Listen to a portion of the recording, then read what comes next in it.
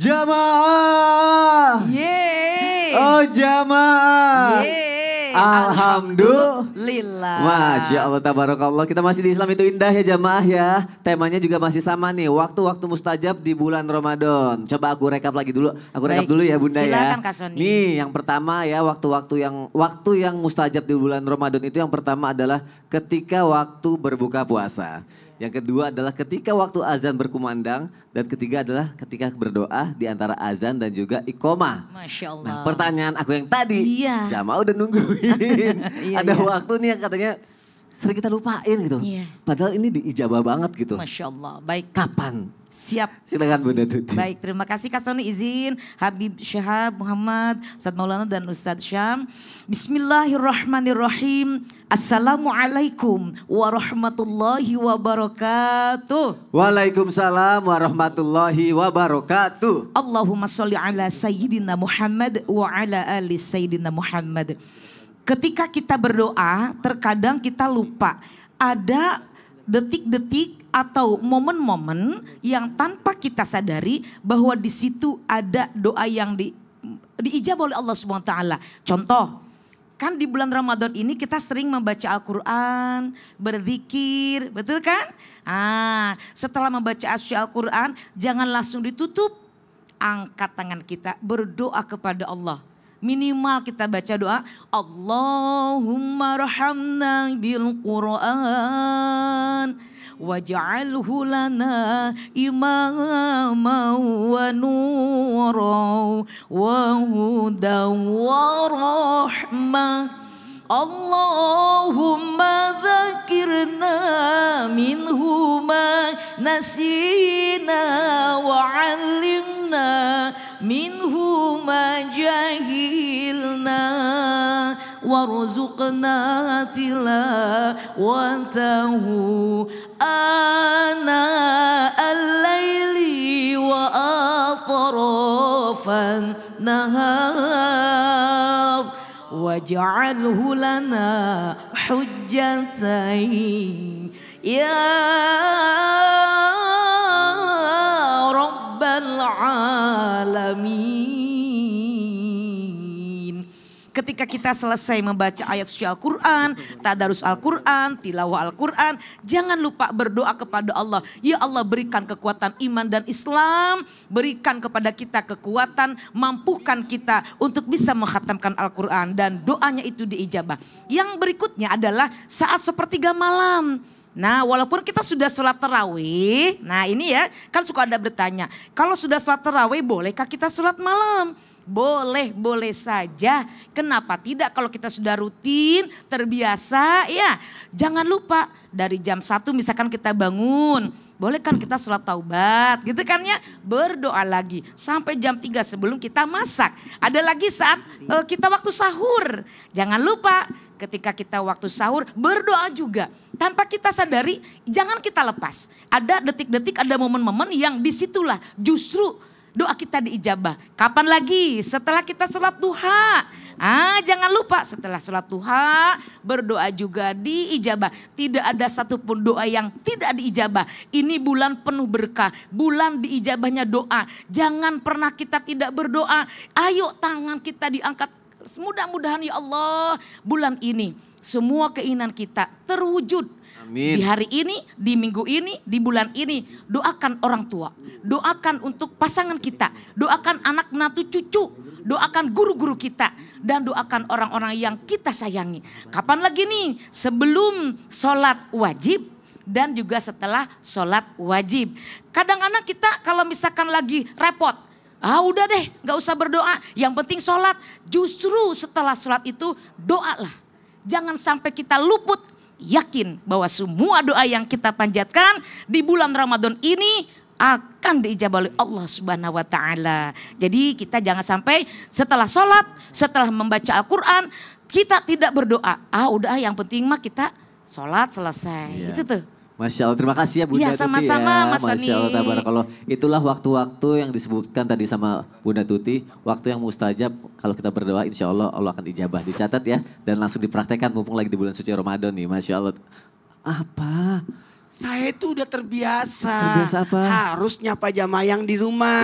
Iya. Nih, karena kita masuk di segmen Ustaz bertanya, Kami menjawab. Saya mau nanya kepada Mas Sony. Ya, nggak ada jamaah nanyanya aku. Biasanya kan Sony yang nanya. Sekarang aku yang Iya, mau. nanya apa? Jangan susah-susah. Biasanya dalam sholat itu kan apa yang Sony minta? Dalam sholat, Iya. banyak rezeki, sehat, bahagia, semua banyak. Kok Beneran. bukannya gitu, emang kenapa? Kan dalam sholat. Oh iya, dalam sholat. Emang bisa dalam sholat?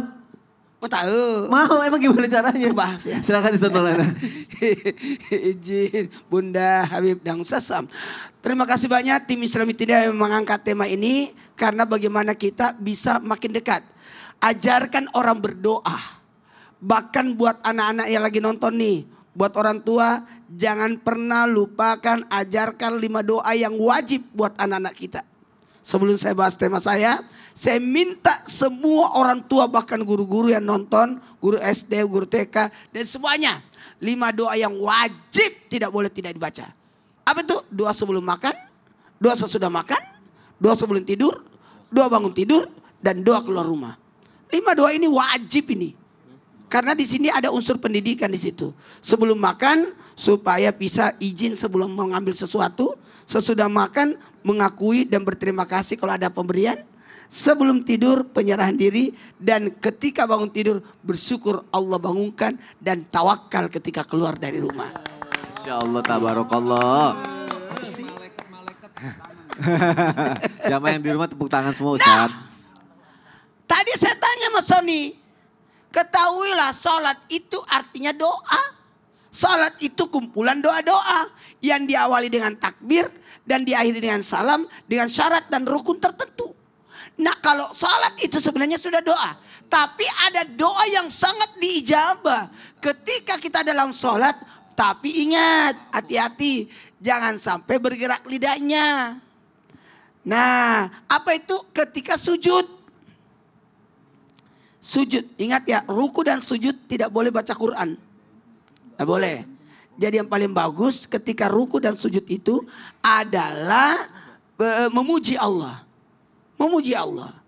Bertasbih. Nah dalam artian gini, mohon maaf, ketika kita sujud, boleh minta apapun di situ. Karena doa sangat dijabah. Tapi lidah tidak boleh bergerak. Dikhawatirkan kalau lidah bergerak, berarti menambah bacaan. Dalam hati aja. Dalam hati ya. Dalam itu hati. dia. Karena ketika kita dalam sujud itu bergerak atau bersuara, dikhawatirkan tergolong menambah bacaan sholat. Maka ditegaskan jikalau sudah selesai tahiyat, maka pilihlah doa yang menarik hatimu lalu panjatkanlah. Kenapa? Kalau perlu sebelum kita salam. Apalagi sesudah sholat langsung membaca istighfar 3 kali. Jangan sampai bacaan kita bermasalah, gerakan kita bermasalah, dan keingatan kita, keusyuan kita juga bermasalah. Masya Allah, tabarakallah. Berarti setelah sujud, sujud terakhir, Sujud terakhir. doa, mulut nggak boleh bergerak. Nggak boleh bergerak. Dalam Karena hati. takutnya nanti menambah bacaan sholat. Baik, Masya Allah. Terima kasih Ustaz Maulana. Gimana jamaah? Insya Allah ya. Semoga langsung dilakuin ya. Sekarang aku mau bacain curhatan dari jamaah. Kita masuk yuk ke segmen curhat dong Ustadz. Iya, kami Curhat. Karena nggak ada jamaah, aku bacainnya dari Instagram Islam itu Indah ya. Dari Dewa 18984. Assalamualaikum Pak Ustadz, saya mau nanya orang yang ibadah agama dan sholatnya rajin, baik sholat wajib dan sholat sunnah, tapi suka menyakiti saudara kandungnya. Dan kalau berdoa selalu dengan suara tinggi dan mendoakan saudaranya yang jelek. Saya mohon pencerahannya Pak Ustadz. Gimana nih coba Habib Muhammad izin dibantu sama Ustadz Syam. Ya. Baik, berarti dia belum ibadah. Belum ibadah. Berarti belum ibadah. Masya Allah, rajin sholatnya, rajin ibadahnya, tapi rajin juga nyakitin hati orang. Ya Allah. Artinya orang seperti itu ditakutkan fa'ahbatallahu a'malahum. Artinya orang-orang seperti itu ditakutkan amal-amal kebaikannya itu dihapuskan oleh Allah Subhanahu wa taala dengan sebab nyakitin hati orang, mestinya dia ibadah. Jadikan ibadah itu untuk merubah dirinya lebih baik. Jadikan orang, apalagi Masya Allah tidak dianjurkan dan tidak betul-betul sangat tidak diperbolehkan. Bukan tidak diperbolehkan, artinya doain orang yang jelek-jelek itu nggak boleh, nggak bagus. Nabi saja, Nabi itu ketika sahabat-sahabat minta itu, Nabi dilempar ya di Taif. Dilempari, disakiti, semua sahabat-sahabat mengelilingi Nabi. Sampai sahabat mengatakan, wahai Rasul, doakan kepada Allah agar mereka semua mendapatkan adab dari Allah Subhanahu wa taala. Lihat contoh Nabi. Apa Nabi kata? Allahumma hdi qauman fa innahum la ya'lamun. Ya Allah, berikan mereka petunjuk. Nabi enggak doain mereka dapat adab. Ya Allah, berikan mereka petunjuk. Karena mereka ini belum sadar. Nah, kita ini Masya Allah, kita rubah diri kita. Wabil khusus bulan Ramadan. Ini yang bertanya. Artinya, jadilah, berikan nasihat. Kita ibadah bagus. Sholawat bagus. Tapi ingat, baguskan diri, tazkiyatun nufus itu lebih bagus. Memperbaguskan diri dengan akhlak yang bagus, hati kita dibersihkan itu. Orang misalnya jarang ibadah, bukan nggak sholat 5 waktu. Tapi hatinya baik, nggak pernah ada dendam sama orang, nggak nyakitin orang, nggak sogok menyogok untuk mengecilkan orang misalnya. Itu haram, tidak boleh. Maka yang melakukan itu semua akan mendapatkan siksa dari Allah Subhanahu wa taala. Maka baguskan bulan Ramadan ini dengan ibadah kita juga diiringi apa? Diiringi dengan hati yang bagus supaya amal ibadahnya tidak dihapuskan oleh Allah Subhanahu wa taala. Allah. Jadi memperbagus diri itu juga penting ternyata ya jamaah ya. Kalau Ustadz Syam gimana Ustadz? Habib tadi dari sisi yang bertanya, Ya. kemudian dari sisi saudaranya agar memperbaiki hati. Kalau kami dari sisi yang bertanya, subhanallah. Oke. Bisa jadi kita baik sangka juga, bisa jadi emang antum agak susah dinasehatin. Ah. Contoh misalnya saudaranya ini kan dibilang rajin ibadah tuh. Betul. Saya membayangkan saudaranya ini udah ngajakin dia sholat, dia males sholat. Oh. Akhirnya dia ngomong, lu kalau nggak sholat ya gue doain lu seret rezeki lu. Bisa jadi Dari dua juga, sisi, dua ya. sisi nih. Betul. Dua sisi. Karena kan dia katakan saudaranya ahli ibadah, rajin ini tapi suka nyakitin hati. Bisa jadi dia sakit hati pas diajakin sholat. Bisa jadi dia sakit hati pas diajakin berbakti sama orang tua, diajakin ini, subhanallah. Namanya saudara kan kita kadang-kala ceplos-ceplos. Maka subhanallah kita mesti baik sangka juga. Kalau bukan saudara yang negor kita siapa lagi? Kalau bukan keluarga terdekat kita yang ngajak kita berbuat baik siapa lagi? Maka mesti dengan lapang dada, nggak usah kita nilai ibadahnya orang. Karena tadi yang dinilai oleh penanya yang curhat ini yang dinilai ibadahnya saudaranya. Lebih baik kita menilai ibadah kita sendiri. Apakah kita sudah maksimal dalam beribadah? Apakah kita sudah maksimal dalam tazkiyatun nafas, memperbaiki ataupun membersihkan daripada hati kita? Apakah kita sudah maksimal dalam rangka bersilaturahim juga? Bisa jadi saudaranya tadi dikatakan tidak bagus silaturahimnya, ya bisa jadi mungkin yang bertanya juga kurang bagus silaturahimnya. Maka sambung silaturahim kepada yang memutuskan tadi. Ingatkan dia dengan cara yang baik karena dia adalah saudara, bukan orang lain. Orang lain saja kita punya kewajiban untuk mencegah kemungkaran, apalagi saudara sendiri. Ya'muruna bil ma'ruf wa yanhauna 'anil munkar wa yusari'una fil khairat, dan berlomba-lomba dalam kebaikan. Kalaupun dia menjelekkan, balas dia dengan sesuatu yang lebih baik. Idfa' billati hiya ahsan, sesuatu yang lebih baik. Kalau dia mengatakan kita rendah, kita katakan dia tinggi. Kalau dia katakan kita hina, kita katakan dia mulia. Memang berat, namun subhanallah pahalanya luar biasa di sisi Allah Subhanahu wa taala. Jadi dua sisi. Yang satu tidak boleh terlalu merasa baik, Betul. merendahkan orang. Yang satu juga harus melihatnya dari sisi dakwah. Dan juga semoga- nggak usah, misalnya kadang orang bohong juga kadang bulan Ramadan itu demen.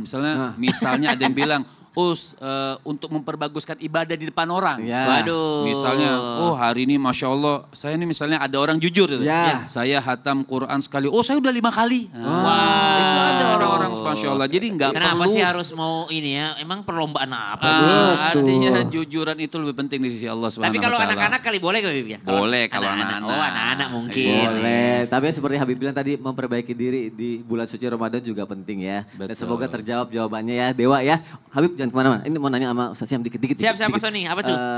Doa, waktu yang mustajab lagi. Heeh. Bener gak katanya di hari Jumat habis sholat asar? Sholat asar. Tapi jangan dijawab sekarang. Bener gak sih? Aku aja Habis sholat juga asar bingung. di hari Jumat Iya. plus Ramadan. Iya. Hari ganjil lagi. Wah pokoknya ya dikumpul-kumpulin. Ya, coba ya, kumpulin dulu ya semuanya. Nanti kita lanjutin lagi ya. Tetap di Islam itu Indah. Jamaah oh jamaah. Alhamdulillah.